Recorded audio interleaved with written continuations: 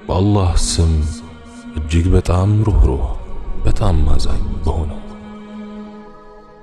የነቢያት ታሪክ፣ የሶሐቦች ታሪክ፣ የታላላቅ ስብዕናዎች ታሪክ፣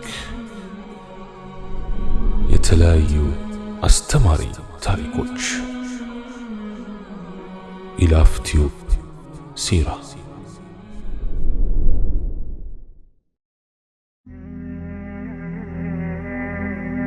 السلام عليكم ورحمة الله. يا الله ملكتنيا عليه الصلاة والسلام مسلم كالهونو وغنوش غار ينبراتشو جنيونت عندكن طاوت أملاكي وچو የቁረይሽ ጎሳ መሪዎችና ባላባቶች ተሰብስበው ይህ ነብይነት ተሰጥቶኛል ብሎ የሚናገረው ሙሐመድ የተለያዩ ማስፈራሪያዎችን፣ ማስጠንቀቂያዎችን፣ ማታለያዎችን፣ ማማለያዎችንና የዝምድና ግንኙነት መቋረጥን ብናደርግበትም ከያዘው አቋም ፈጽሞ ሊመለስ ይቅርና በርካታ ችግሮችን ፈጠረብን።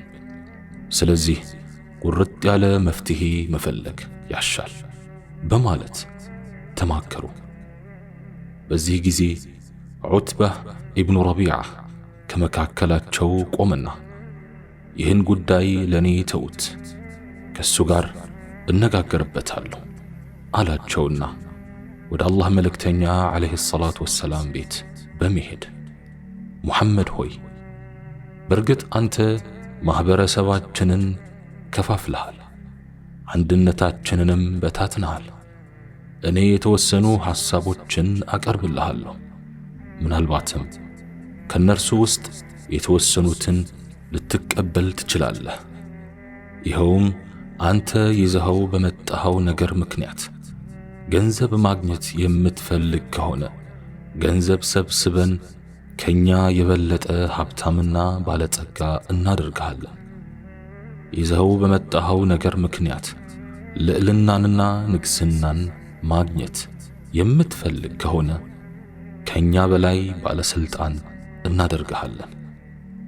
በዚህም የተነሳ ካንተ ፈቃድና ዕውቅና ውጭ ማንኛውንም አይነት የውል ስምምነቶችን ከሌሎች ጋር አንፈርምም፣ የቃል ኪዳን ስምምነትም አንፈጽምም።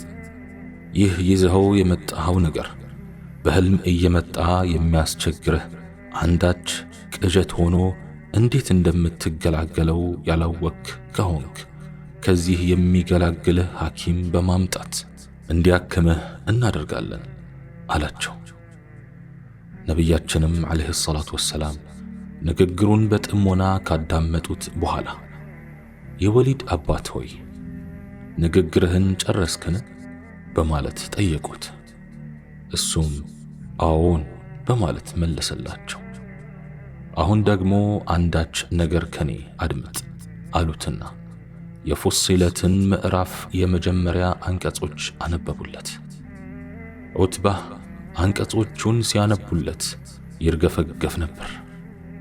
የአላህ መልእክተኛ ዓለይሂ ሰላቱ ወሰላም ከዚሁ ምዕራፍ አንቀጾች መካከል فإن أعرضوا فقل أنذرتكم صاعقة مثل صاعقة عاد وثمود كأمنة أنبي بلو عند عاد ثمود مكسفت بيتي يهونا مكسفت أستنكك أتشوهالو بلاتشو سورة فصلت أنكت أسرسوست يمي لون أنببو سيجرسو بكا አላቸው። ይህ ሁኔታ በዑትባህ ላይ ለውጥ እንዲታይ አድርጎ ነበር። ዑትባህ ወደ ቁረይሽ መሪዎችና ባላባቶች ሲመለስ ከመካከላቸው አንዱ በአላህ እምላለሁ ይህ ሰው ከናንተ ወደ ሙሐመድ ዘንድ በሄደበት ገጽታ አይደለም የተመለሰው፣ በሌላ ገጽታ ነው የተመለሰው አላቸው። ስብሰባው ስፍራ ደርሶ ከተቀመጠ በኋላ ዑትባህ ሆይ ከበስተኋላ ያለው ነገር ምንድነው?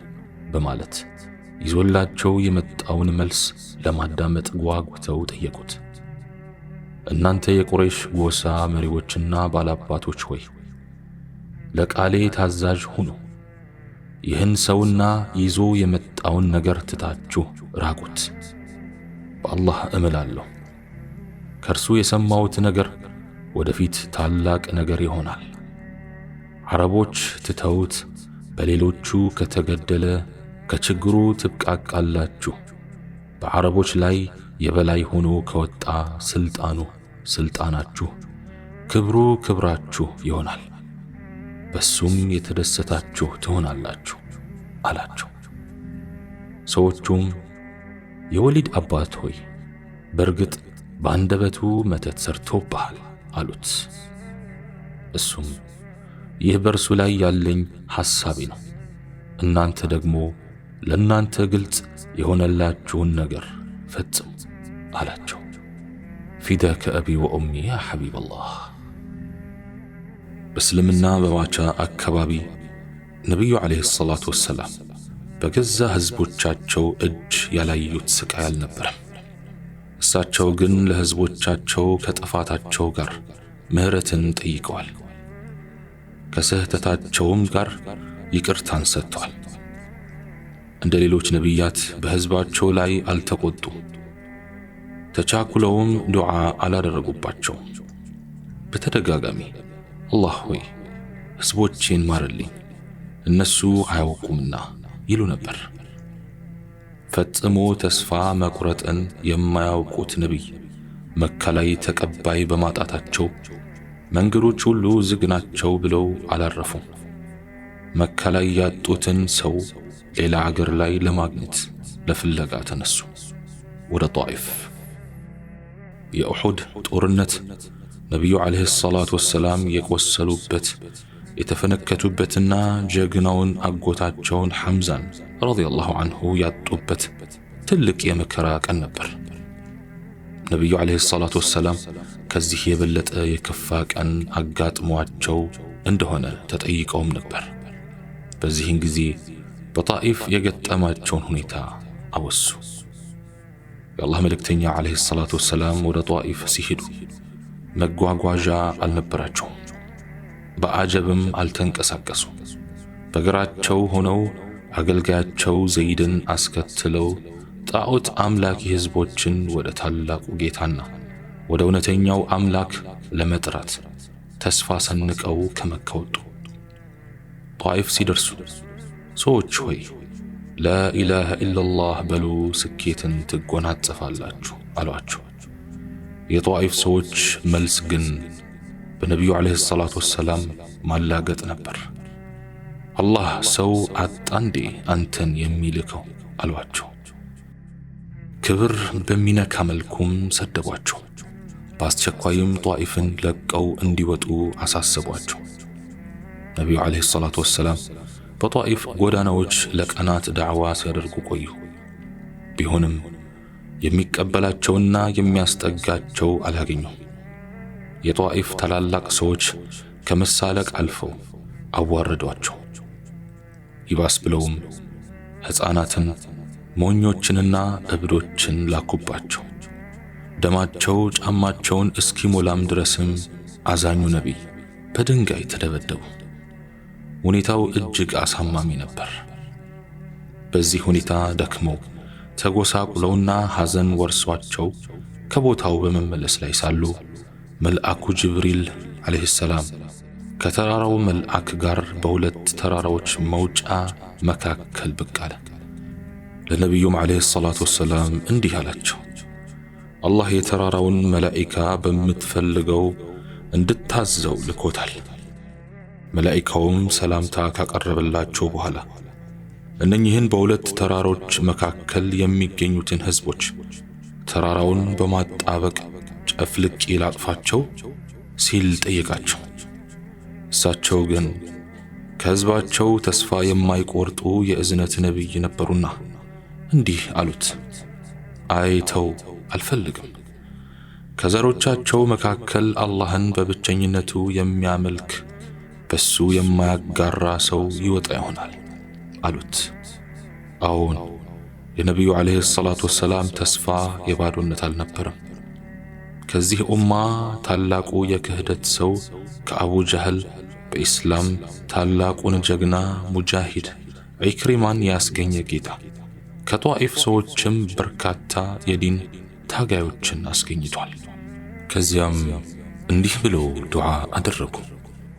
اللهم إني أشكو إليك ضعف قوتي وقلة حيلتي وهواني على الناس يا أرحم الراحمين أنت رب المستضعفين وأنت ربي إلى من تكلني إلى بعيد يتجهمني أم إلى عدو ملكته أمري إن لم يكن بك غضب علي فلا أبالي ولكن عافيتك أوسع لي أعوذ بنور وجهك الذي أشرقت به الظلمات وصلح عليه أمر الدنيا والآخرة أن ينزل بي غضبك أو يحل بي سخطك لك العتبى حتى ترضى ولا حول ولا قوة إلا بك ጌታዬ ሆይ የኃይልን መድከም የመላይን ማነስና ሰዎች ዘንድ የደረሰብኝን ንቀት ላንተ አቤት እላለሁ። አንተ የአዛኞች ሁሉ አዛኝ፣ አንተ የደካሞች ጌታ፣ አንተ የኔ ጌታ ለማን ትተወኛለህ? ለሩቅ አጥቂ ትሰጠኝ ወይንም በጠላት እጅ ላይ ትጥለኝ? በእኔ ላይ ተቆጥተህብኝ ካልሆነ በሚደርስብኝ ሁሉ ግድ የለኝም። ነገር ግን እኔን ደህና ማድረግህ ለኔ የሰፋ ነው። ጨለማዎችን ባበራው በአንተ ብርሃን የቅርቢቱም ይሁን የመጪውን ዓለም ያሳመረ በሆነው ያንተ ብርሃን እጠበቃለሁ። ቁጣህ እንዳይወርድብኝ ወይም ጥላቻ እንዳይሰፍርብኝ። ነቢያችን ዓለይሂ ሰላቱ ወሰላም ከየትኛውም ነቢይ በላይ ሕዝባቸውን ይወዱ ለሕዝባቸውም አብዝተው ይጨነቁ ነበር። በርካታና ተደራራቢ ሰንሰለቶችን ፈተውልናል፣ ከከባባድ ሸክሞችም አሳርፈውናል። ነቢዩ ዓለይሂ ሰላቱ ወሰላም ለሕዝባቸው እጅግ ሩህሩህ፣ አዛኝ፣ ጠበቃና ተከራካሪ፣ ወደ ምርጥ የስኬት መንገድ መሪም ናቸው። በርካታ ሀገር የሆኑ ሸሪዓዎችን ይዘውልን መጥተዋል። لقد جاءكم رسول من أنفسكم عزيز عليه ما عنتم حريص عليكم بالمؤمنين رؤوف رحيم ከጎሳችሁ የሆነ ችግራችሁ በርሱ ላይ ጥኑ የሆነ በእናንተ እምነት ላይ የሚጓጓ በምእመናን ሩህሩህ አዛኝ የሆነ መልእክተኛ በርግጥ መጣላችሁ። ሱረቱ ተውባ አንቀጽ 128 ፊዳከ አቢ ወኡሚ ያ ሐቢበላህ። አላህ ስብሓንሁ ወተዓላ በጀነት ከእርሳቸው ጋር ይሰብስበን። እኔም በተናገርኩት እናንተም በሰማችሁት የምንጠቀም ያድርገን።